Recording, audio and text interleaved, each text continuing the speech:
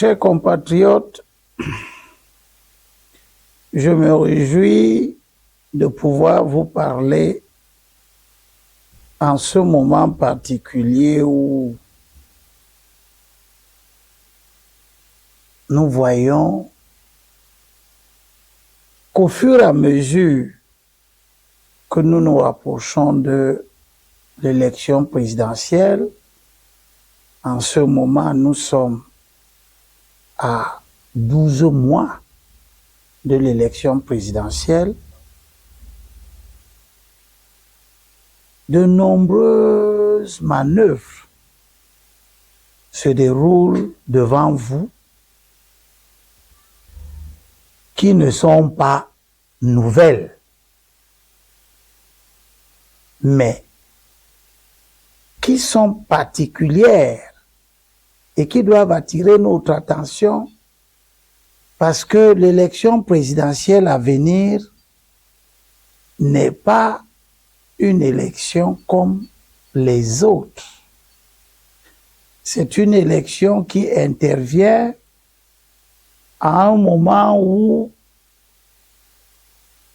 le président de la République a atteint un âge particulièrement élevé, qui, dans notre société, est en réalité caractéristique du moment où l'on doit se reposer de toutes les activités intellectuelles, physiques, etc. On ne se repose pas pour rien, on se repose pour avoir longtemps travaillé. Mais cette élection est également particulière parce qu'elle va intervenir dans un contexte où la menace de division de notre pays s'accentue. La guerre civile qu'il y a dans le Nozo, nord-ouest et sud-ouest, ne s'arrête pas. Les crimes commis par des séparatistes ne baissent pas. Les villes mortes, la perturbation de la vie d'une manière générale dans ces deux régions ne baisse pas. Et cette perturbation de la vie politique, économique, administrative, avec enlèvement des fonctionnaires, impacte dans la vie des autres régions, en particulier la région de l'Ouest, la région du littoral, qui accueille les déplacés internes avec tous les désordres que cela amène dans le fonctionnement au quotidien. Cette élection qui arrive n'est donc pas comme celle qui s'est passée en 2018. Elle arrive également dans un contexte où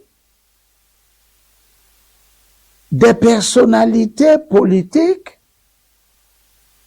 parmi lesquelles moi-même qui vous parle, nous demandons davantage de justice à l'endroit de la communauté anglophone de notre pays, en proposant que le pays s'organise d'une manière qui nous amène à avoir des élections qui peuvent permettre l'arrivée d'un anglophone au pouvoir, pour qu'un anglophone aussi dirige ce pays, alors que les francophones l'ont déjà dirigé pendant plus de 60 ans.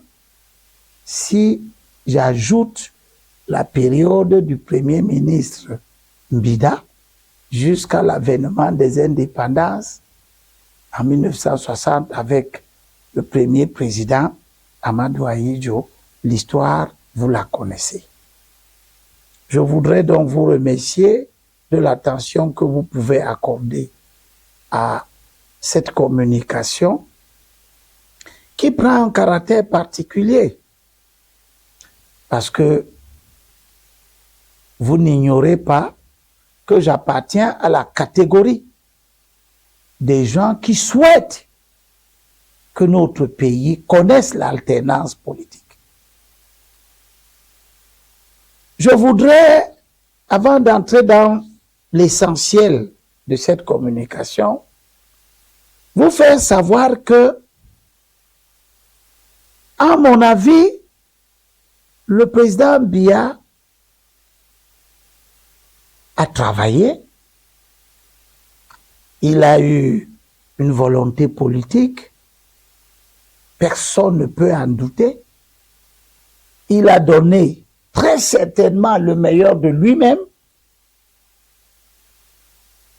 il a, je le crois, tout essayé. Je dois vous rappeler que de 82 à 2015, lorsque le président Biya fait le gouvernement de 2015, à ce moment-là, le président a déjà utilisé 793 collaborateurs de 1982 quand il forme son premier gouvernement. Vous savez, j'ai l'habitude de vous le dire dans les télévisions que je collectionne. Je collectionne les discours du président, je collectionne les gouvernements successifs. J'ai ici un document, deux d'ailleurs. Ce document, c'est la liste de tous les gouvernements que le président Biya a eu à former du 6 novembre 1982 au 9 décembre 2011. Tous les gouvernements. Et j'ajoute le gouvernement suivant qui est intervenu le 2 octobre 2015, qui était un réaménagement du gouvernement. Et je n'ai pas mis là-dedans le dernier gouvernement qui me manque dans ma collection, malheureusement, qui est celui de 2019 après l'élection présidentielle d'octobre 2018. Donc, au 2 octobre 2015, le président Biya avait déjà utilisé 793 personnes pour gouverner. 793 personnes à différents postes ministériels, les conseillers techniques qu'il a nommés, les différents secrétaires généraux, les directeurs de cabinet. J'ai compté tout ça. 793 personnes. Pour réaliser ses volontés politiques. Tout ça, si j'ajoute le dernier gouvernement de 2019, je pense que le président de la République a utilisé un peu plus de 800 personnes, proches collaborateurs. Je n'ai pas compté les différents gouverneurs qu'il a utilisés. Je n'ai pas compté les différents préfets. Je n'ai pas compté les différents sous-préfets. Je n'ai pas compté les directeurs généraux des grandes entreprises qui font partie du système qui doit produire le bien-être des Camerounais. je n'ai pas compté ceux-là.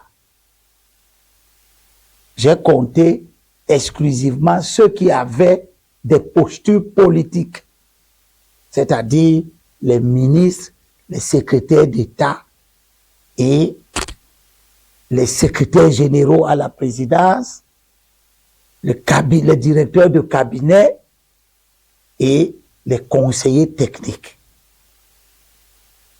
Nous sommes autour de 800 personnes. Je pense que si je dis ici maintenant que le président a utilisé presque tous les hommes qu'il pouvait utiliser, personne ne m'en voudra. Personne ne m'en voudra. Et que pendant 42 ans, avec 800 personnes entre les mains, le président a fait ce qu'il pouvait faire. Je suis donc particulièrement marqué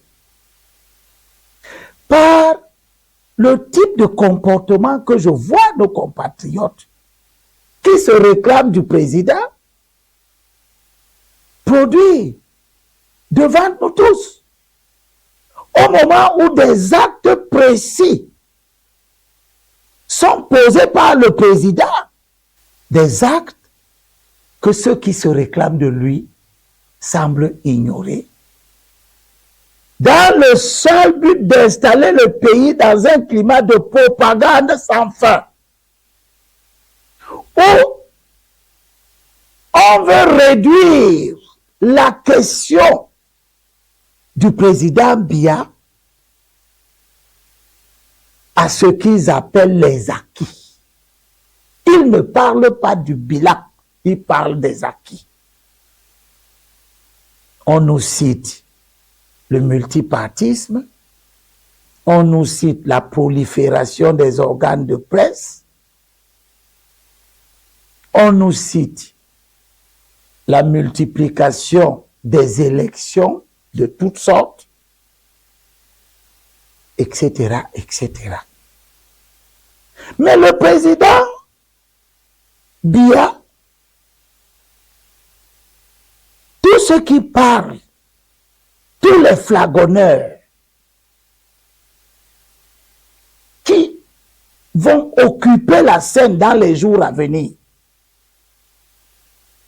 dans le cadre des appels à candidature,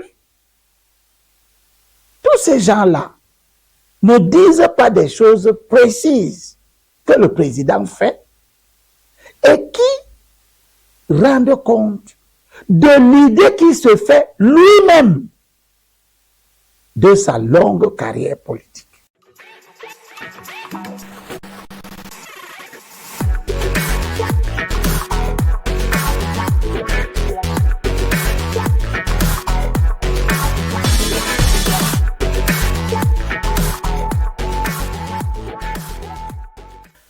L'un des aspects qui me marque,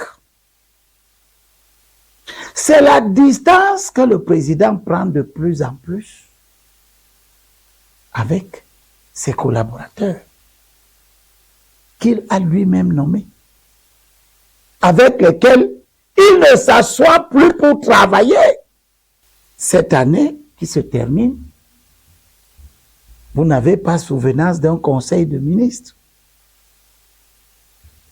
que le président a tenu et qu'il a présidé.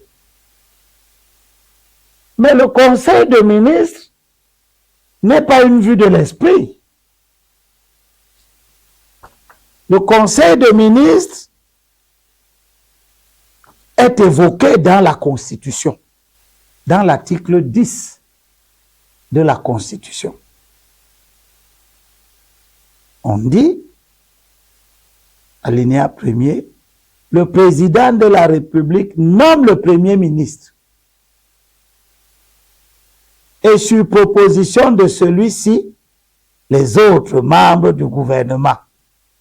C'est-à-dire que quand il a nommé le Premier ministre, selon la lettre et l'esprit de cette Constitution, le Premier ministre lui fait ensuite des propositions sur les différents membres du gouvernement. Et le constituant dit que le président fixe leurs attributions, c'est-à-dire il fixe les attributions des membres du gouvernement. Il met fin à leurs fonctions. Troisièmement, et c'est le plus important par rapport à ce que nous sommes en train de dire, il préside le Conseil des ministres. Le Conseil des ministres est un outil essentiel de gouvernement. Or, cette année qui se termine au moment où les propagandistes vont commencer à parler, personne ne vous dira que cette année-ci, le président ne s'est assis à aucun moment avec ses ministres. L'année dernière, le président ne s'est assis à aucun moment avec ses ministres. L'année 2022, en 2021, en 2020, le président ne s'est assis à aucun moment avec ses ministres. En 2019, alors qu'il a nommé un gouvernement, le président, avant 2019, la nomination du nouveau gouvernement, le président ne s'est assis nulle part avec ses ministres. En 2017, en 2016, en 2015, quand il fait le gouvernement dont je viens de vous lire la date du décret, c'était le 2 octobre 2015. Nous étions au 36e gouvernement. Le président ne s'est pas assis avec ses ministres. En 2013, il a fait un grand discours à la nation où il a évoqué la coordination de l'action gouvernementale, où il se pose la question: que nous manque-t-il? Où il pose la question de savoir pourquoi nous ne sommes pas capables de faire ce que des pays comparables aux nôtres sont en train de faire. Je vous assure, chers compatriotes, à ce moment, le président est sincère. Il est sincère avec lui-même. Il est un homme déçu de son gouvernement. Le fait qu'il ne s'asseye plus avec les ministres dans le cadre d'un conseil de ministres montre qu'il les considère tous comme des gens qui n'ont aucune importance, qui n'ont plus la moindre importance à ses yeux. Mais le fait qu'il ne les change pas aussi montre qu'il est complètement dépité, qu'il ne sait plus où mettre la tête, qu'il ne sait plus qui choisir. Pourquoi faire? N'a-t-il pas tout essayé? 800 personnes qu'il a utilisées de 82 à aujourd'hui pour ce que lui-même considère comme des résultats décevants. La propagande va donc se faire. Vous êtes habitués à cette propagande. Vous êtes habitués à la propagande. Elle n'a rien de nouveau. Mais mon propos vise à vous exhorter à regarder là où il faut regarder. Que le président, à 12 mois des élections, non seulement il ne parle à aucun de ses ministres, il ne parle pas à son premier ministre. Vous avez vu dernièrement, il est rentré de son voyage. Il a même refusé que les ministres viennent l'accueillir à l'aéroport. Ce qui est révélateur d'un malaise. Le président ne pouvait pas être un homme satisfait, heureux de ses ministres et refuser que tous ceux-ci viennent l'accueillir. Le président ne pouvait pas rentrer d'un voyage. Il est en super forme, comme on veut nous le faire croire. La propagande veut nous le faire croire. Puis, tout le monde est tenu à 1000 lieues de lui, des hordes d'activistes qui chantent, ils s'en foutent complètement de tous ceux qui chantent. Les ministres qui ont l'habitude d'être là pour l'accueillir, personne n'est plus là. Cela ne nous rappelle-t-il, ne nous montre-t-il pas que le président ne veut plus voir tous ces gens autour de lui, qu'il a maintenant un autre agenda qui devrait nous inspirer dans tout cet activisme que les flagonneurs sont en train de mettre en place. Nous inspirer. Inspirer au moins une question. Est-ce que tout ce que nous faisons, tout ce tintamarre que nous organisons, les banderoles partout, le 6 novembre à gauche, le 6 novembre à droite, est-ce que le président est encore là avec nous? Pourquoi ne pas avoir le courage de constater que le président est déjà ailleurs et que vouloir le contraindre à être avec nous, cela signifie quelque chose de particulier qu'il faut relever, qui est que le président est fatigué. Il est fatigué de nos comportements. Il est fatigué de notre bruit. Il est fatigué de nos appels à candidature. Il aurait souhaité qu'on l'aidât à réussir sa vie politique. Nous l'avons aidé à ne pas réussir. C'est pour cela que le président prend ses distances de tout son monde, de tous ses ministres qu'il a manipulés, 800 personnes. Si nous pouvons faire des reproches à nos compatriotes qui animent tout ce bruit autour du président, qui ne leur demande rien, qui ne leur parle même pas, il ne convoque même pas le congrès de son parti, il ne convoque pas le bureau politique de son parti, il ne fait rien avec vous tous qui faites tout ce bruit-là.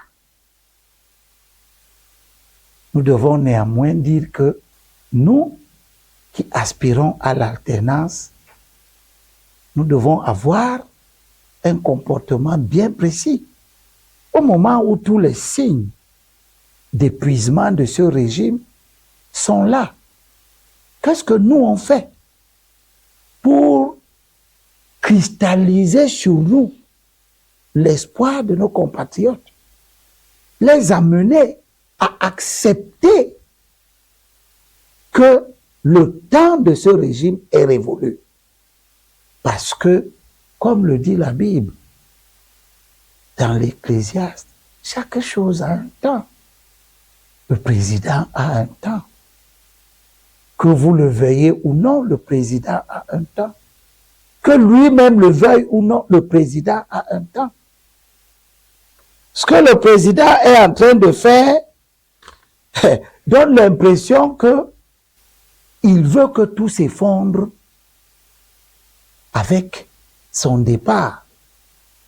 Parce que je ne comprends pas, dans la culture du chef, dans nos pays, le chef met tout en place pour que son système lui survive, que le système se pérennise, que le système continue après lui. À 12 mois, le chef semble ne pas vouloir que le système se pérennise, que le système continue après lui. Il ne dit pas quels sont ceux qui vont le continuer après lui. Il ne présente aucun signe d'une confiance qu'il est censé avoir reposé sur des gens qui l'ont accompagné. Je vous ai parlé de 800 personnes de 82 à aujourd'hui, au minimum. Il n'y a là-dedans personne qui a été suffisamment formé, personne qui a accompagné le président, personne en qui le président peut avoir confiance en ses capacités à continuer son œuvre. Personne. Cela doit nous interpeller. Je ne ferai pas le bilan du président. Chacun peut le faire.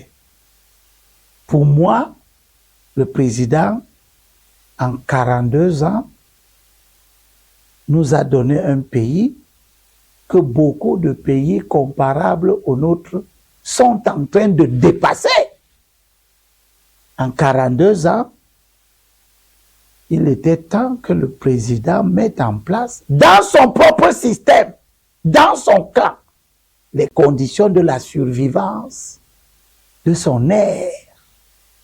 Il me semble que le président veut qu'après lui, qu'il n'y ait plus rien dans son système. Le discours spécieux que ces flagonneurs essayent d'entretenir, c'est de dire il a construit 300 lycées, 1200 lycées, etc. En 40 ans, les présidents semblables qui lui sont comparables, des pays qui nous sont comparables, ont fait plus que cela. Donc le président a fait ce qu'il a pu, et ce qu'il a pu est très peu.